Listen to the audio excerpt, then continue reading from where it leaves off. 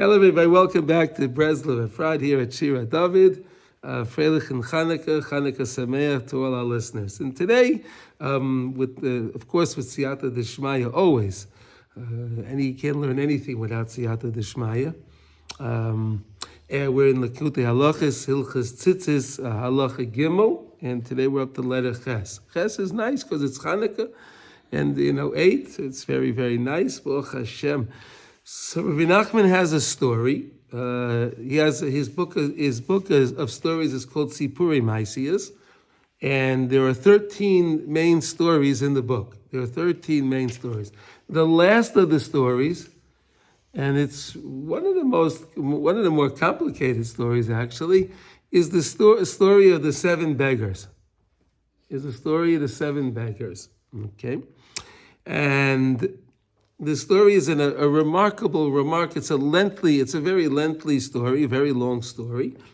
It starts off, I'll just give you a little background of the story. It starts off that there's a king, and the king has a wonderful idea that instead of his son inheriting the melucha, the kingdom, after the king dies, he will give over the kingdom to his son while he's alive. Right? He'll give over the kingdom to the son while he's alive. And the king was very happy, and he made a banquet. He made a beautiful, beautiful banquet, and he invited all the dignitaries. He invited everybody that was important in the kingdom. And in the middle of the banquet, in the middle of this beautiful party that he made, the king gets up, and the king makes a statement. He says, I'm an astrologer. I'm a master astrologer, and I see that my dear son, the prince, who's now going to be the king after this event, will wind up losing his kingdom. However, he has to maintain a level of happiness. Why? Because I will always be happy. And the king says, I will always be happy. And if the prince maintains his level of happiness, so then it'll work out well. Everything will be good. And then the king, the son takes over.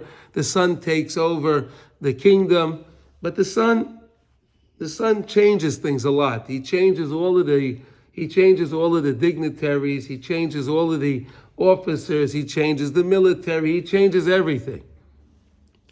And he loves wisdom.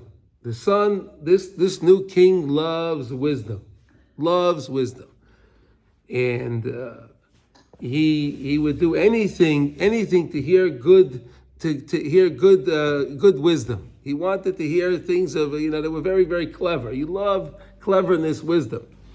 And the people of the kingdom saw that any time he came to the king and you gave him something that was clever or this, he would give you whatever you wanted. If you needed money, if you wanted honor, whatever you wanted, the king would give. Wow, so the people all said, let us all go to university, let us all become educated, so we'll have a lot of knowledge and we'll be able to give it to the king. Okay. So what happened was they all went to university, and they all became atheists. Kofrim. Like people that go to university today. Hashem Yishmerenu. Hamish. But the simple people, they had no way to go to university, and they had no way to be part of that. So they maintained their level of connection to HaKadosh Baruch Hu. They kept doing the right thing because they weren't tainted. Their mind wasn't tainted. Their mind wasn't infected by the university and the kfira, the heresy that goes on in these places. Now, so what happened was there was a like a bahala in the world. There was a confusion. And in one country, and in this country, people started running. They didn't know what to do. They didn't know. And while they were running, there were two children. There were two children that got lost in this big run, this mass exodus of the city. And these two children, a boy and a girl, young children, they found each other. They didn't know each other before, but they were two children a similar age, so they felt connected because they were children. And they didn't really have anything to eat, so they were crying. And when they were crying, one of them, the first time a beggar came over to them, one poor person that seemed that he was blind, and he gave them bread. And they were so happy. And they asked the beggar, "Can we come with you? He said, "No, you can't come with me, right? You can't come with me." And he gave them the beggar gave them a little extra bread, and then he left. All right. And then their food, of course, ran out, and they started to cry again. And then another one came. And this one was seemingly deaf. This one was a deaf person. Okay. And he also gave them bread, and he also gave them a blessing. He blessed them, "You should live long, and you should be like me," and so on. He gave them the blessing, and he gave them bread, and so on. Okay, I'm just going to fast forward now a little bit. There were 7 of these beggars that they met. The children met, and these beggars all decided that it would be a good idea for these children to get married. They thought it would be a good idea for them to get married. So they didn't, but they had no money. They had no way to make a wedding. So what did they do? They decided that the king was going to be making a party. It was his birthday. He was going to be making a party. And at the party, and everyone would be invited, so they'll all collect things at the party. One will take a little extra meat, and one will take a little extra this, some wine. One will take a little extra fruits, and then this one. And what they did was they dug out a big hole in the ground. They dug out a big cavity in the ground, and they made that big hole would be the wedding hall for them. Okay, strange. Okay, and that's what happened. They went and they all got the food together, and they all came to the wedding hall, and in this their new made wedding hall, right? And at the wedding it was wonderful, and at the wedding the beggars all they appeared, and the first beggar that came back, the blind one, was there, and he said, I'm not really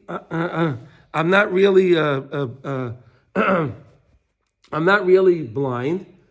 I'm only blind to seeing things of the world, because I see all the craziness in the world, and I don't want to get involved in that. So I don't see the things in the world. Similar to what we were learning, where you close your eyes from these things of the world, and you can connect to the Rabbeinu Shalom when I close my eyes. Remember we learned that lesson?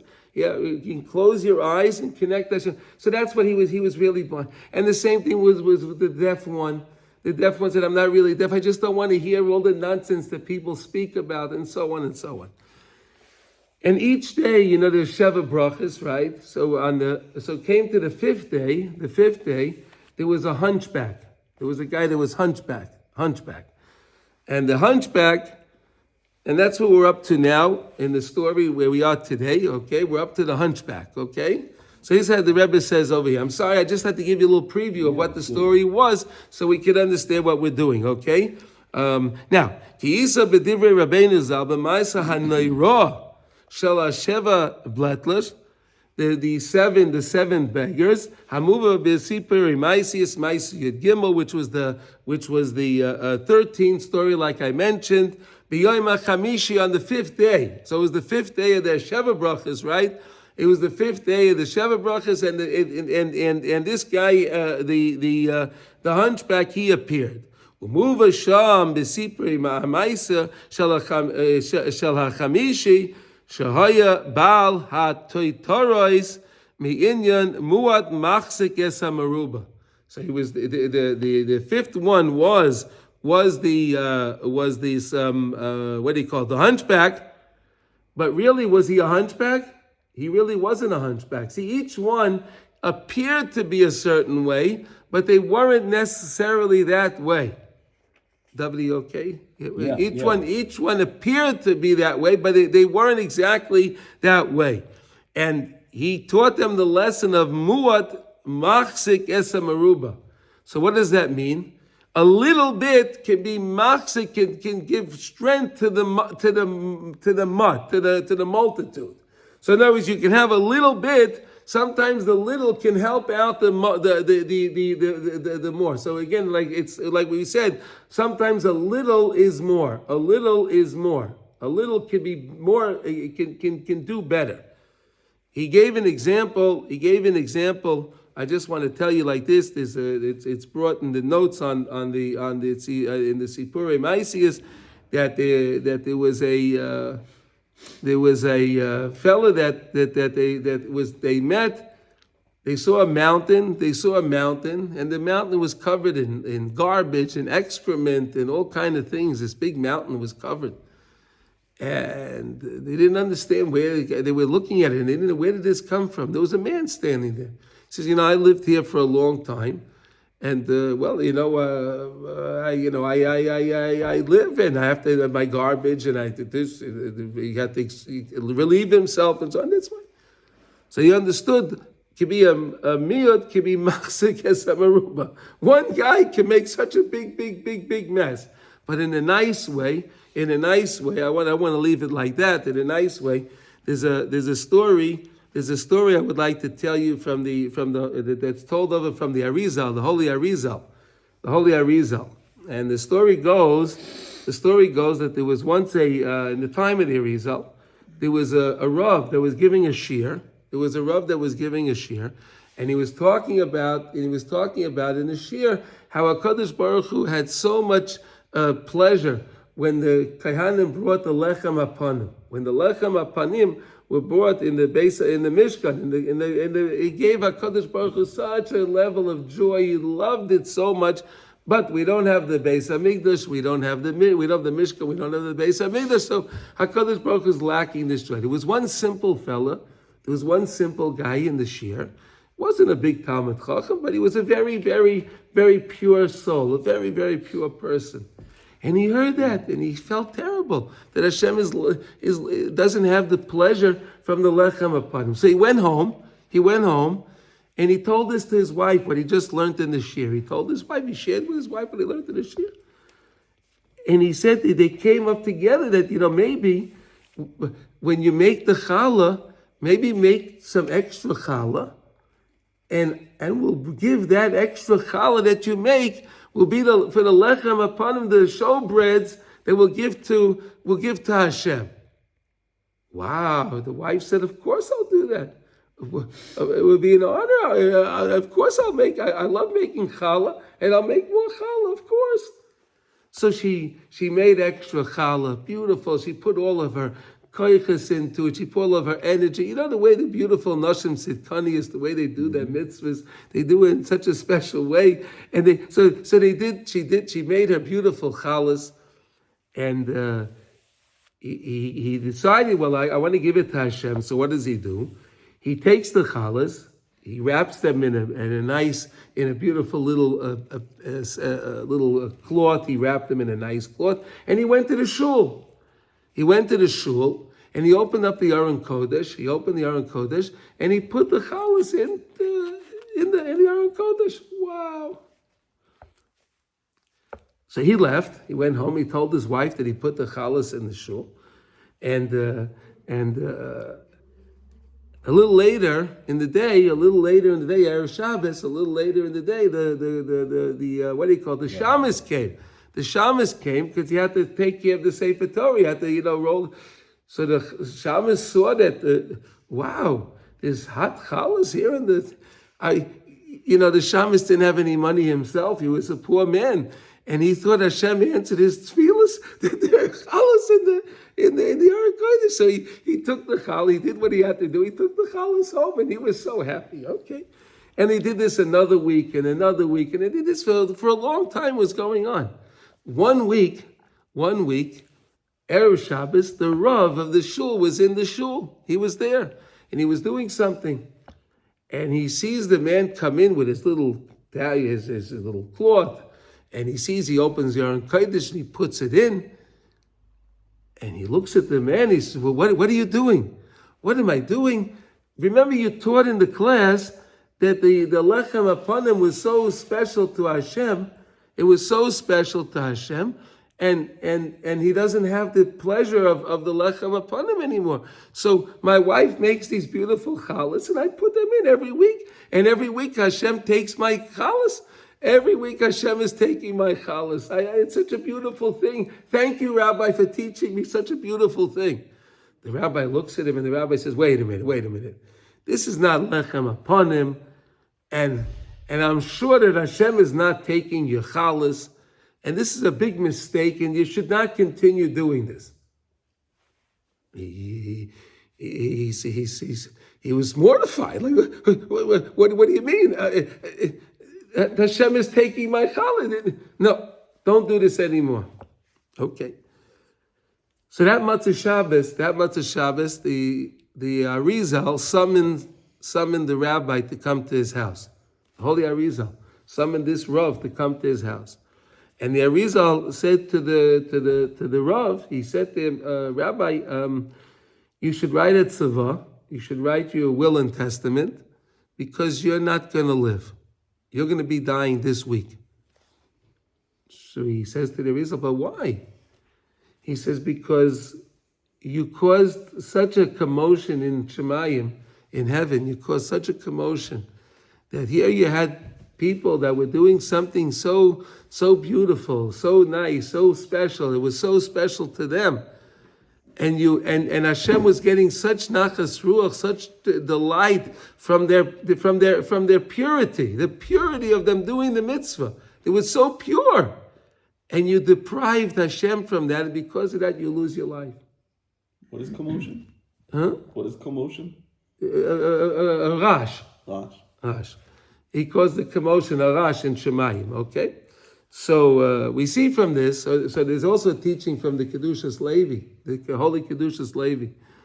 The Kedushas Levi says, that when we light our candles in our house, it's an extension of what was going on in the Beis HaMikdash. When we light our candles, we're lighting our candles. It's an extension of what happened in the Beis HaMikdash.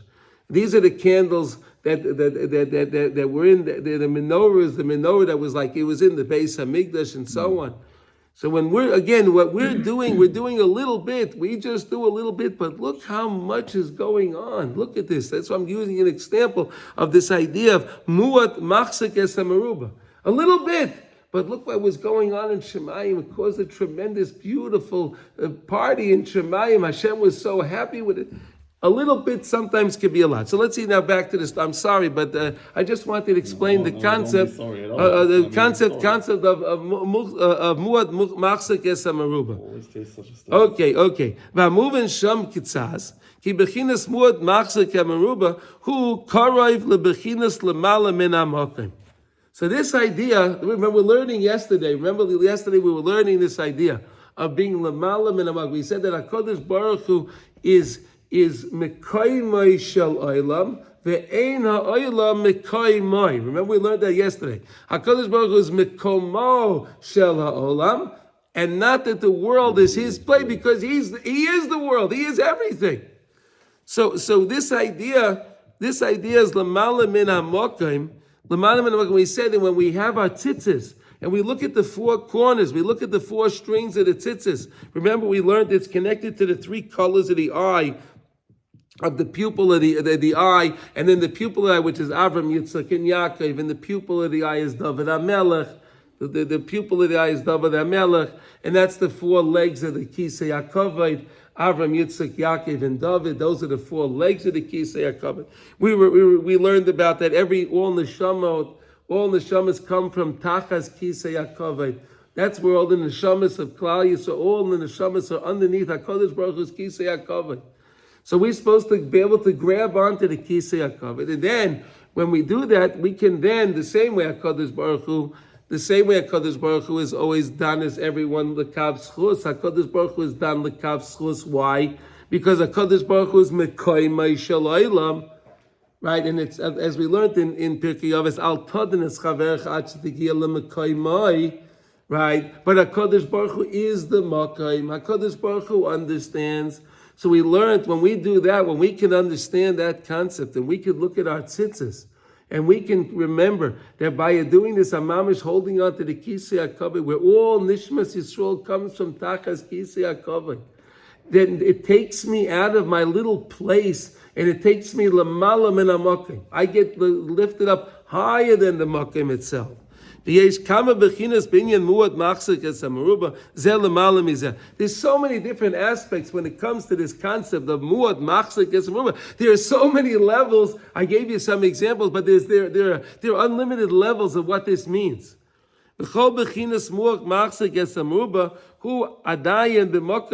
It's still in the place. It's still in a place. In other words, when it's a muad machzik, it's a muba, it's still in the place. What are we talking about? What's behind the scenes here? We're talking like this. When a person makes chas v'shalom and aveira, so that aveira grounds him into the world. He becomes part of the world. But when the person starts to look at his tzitzis and he sees the tachlis and he understands his point and purpose in life, and by understanding his purpose in life, he starts to do the right thing and he starts to connect back to the Rebbe Shalom. He starts to make tshuva. So then he leaves that mokim, that imprint that was in the world, that avera that he did. He leaves that imprint and he starts to leave it. He can go a lamala min hamokim. Ad sheyesh bechinas muad machzik es meruba. That little bit he could do a little bit of tshuva. A little bit of tshuva can be machzik es meruba. A little bit. Shu kotza el elyon, right? Hu kotza el elyon bechina zu lamala shel muad machzik es meruba. And the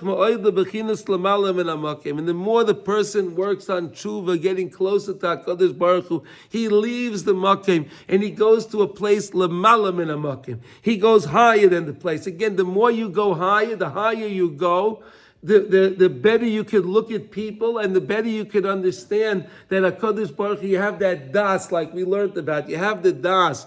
Choynein hadas. You have the das of knowing it's all hashgacha pratis. Whatever anyone's going through is really hashgacha pratis. It's all Hashem. It's all the Rebbe. And I understand that. So I don't look at this guy and I say, oh, well, what's he doing? Oh, this guy's terrible.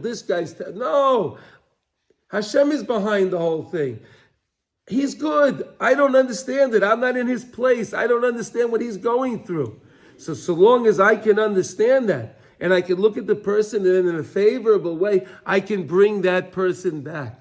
I can help bring that person to tshuva. I can help bring that person out of the mess that he's in. He may be in a mess, but by me judging him in a favorable way, I can lift him out of his mess. I have the ability to do that. You have the ability to do that. We all can do that. Until you can go completely out of makkah. You can leave the place. You don't have to be stuck in the place. You can be higher than place because you don't have to stay in that same within the mistakes that the person made. He doesn't have to stay in that.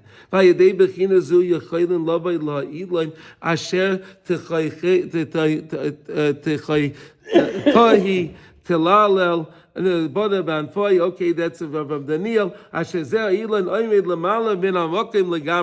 That Elon is talking about in Shemayim, the tree that we learned about. Remember, there was the idea that in Gan Eden there's that tree, and then there's the gardener that takes care of it. There's the tzaddikim, so you can connect to that Elon, that high tree in Shemayim. Right, the makom legamri. That's the mamish.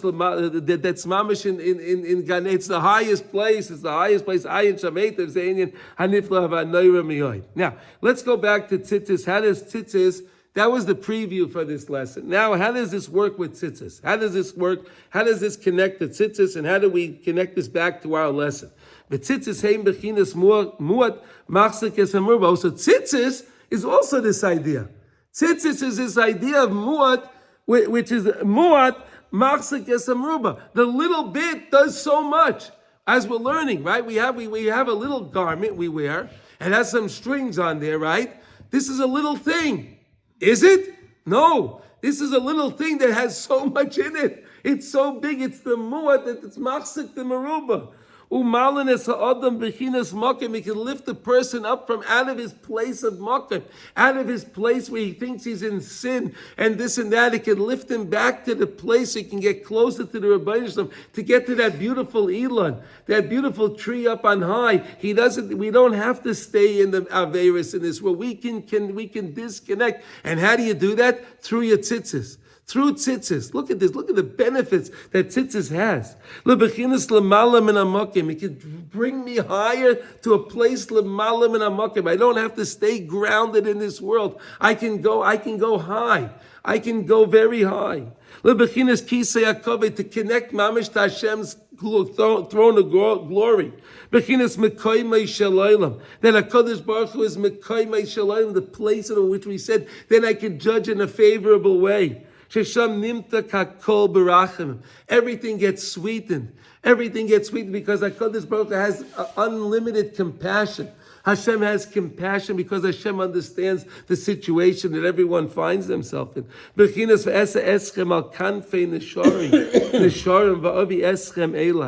What beautiful words. Hashem Mamish should help us with these words. Mamish.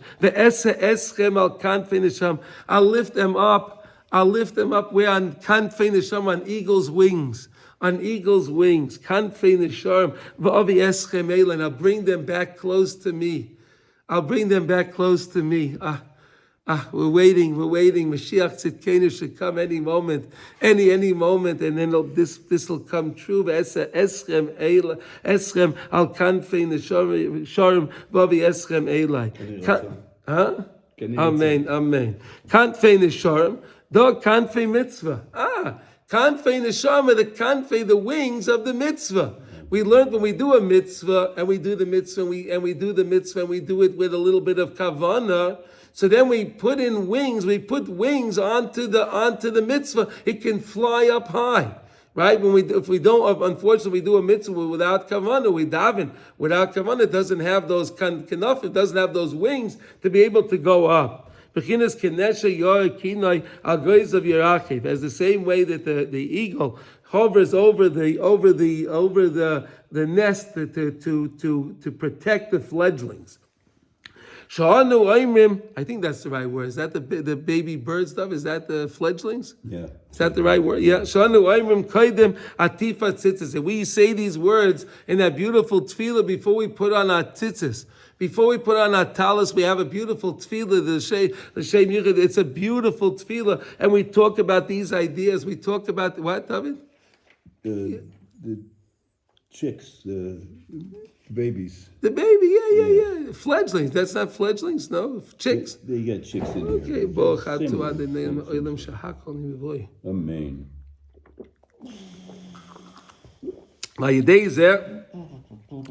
Through these wings, the kanfei nesharim. Again, when we do the mitzvah with kavanah, we put wings on. When we daven, we put some kavanah in there. We put wings on it. Kanfei mitzvah of the eschem elai. And it'll be brought back to me. It'll be brought to me, Hashem says. That's so we can do this anytime we do mitzvahs, and we do it with kavanah. We put a little kavanah and look what we can accomplish. Shekeirovam Elav Hashem Yisbarach, HaKadosh Baruch brings them close. Bebechinas Mokayim, from Mokayim lebechinas Mekayim Shalaylam, to take it from this world, and he takes it to become part of Mekayim Shalaylam. The same way the Rebbeinu Shalom is Mekayim Shalaylam. And don't forget, we all have that neshama in us, which is the chelik elikami mal that's inside of all of us. That's what we can connect to the neshama. That's the chelik elikami mal inside of us. That's what can bring us back to become an aspect of Mekayim Shalaylam, bechinas lamala min hamakim, which is an aspect of lamala min hamakim.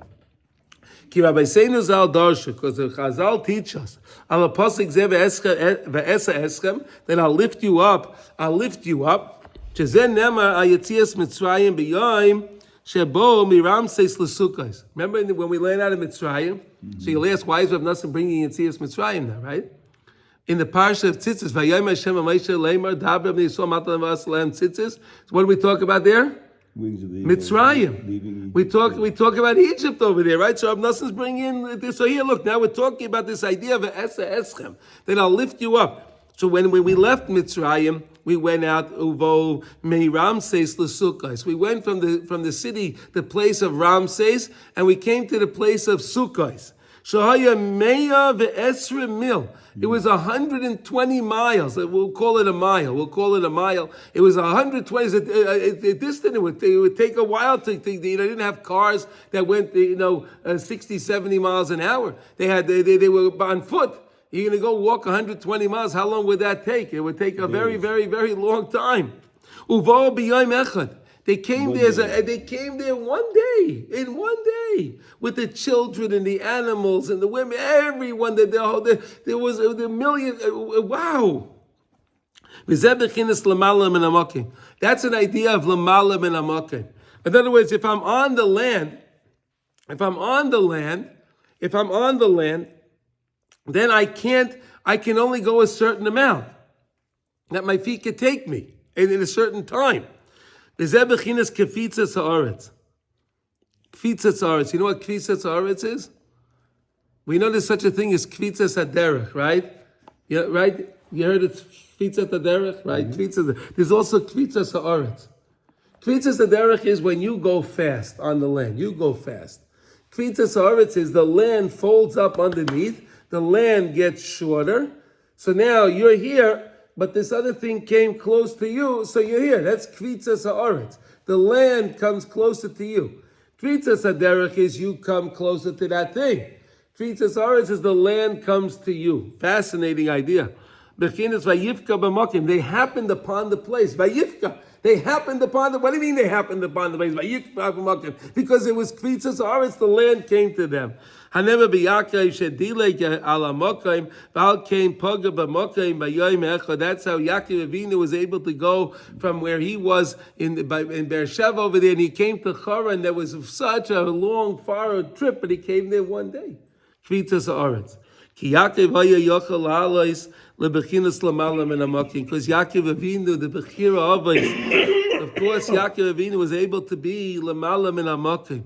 Of course, Yaakov Avinu was always able to be. He was one of the. He is one of the reglayim of the Kisei HaKavod. Of course, Yaakov Avinu was always being oiches on the Kisei HaKavod. Of course, Yaakov Avinu was always lamala min hamakim. Of course, lamala min hamakim, lamala min hazman. He was part of Mekoymai Shel Olam.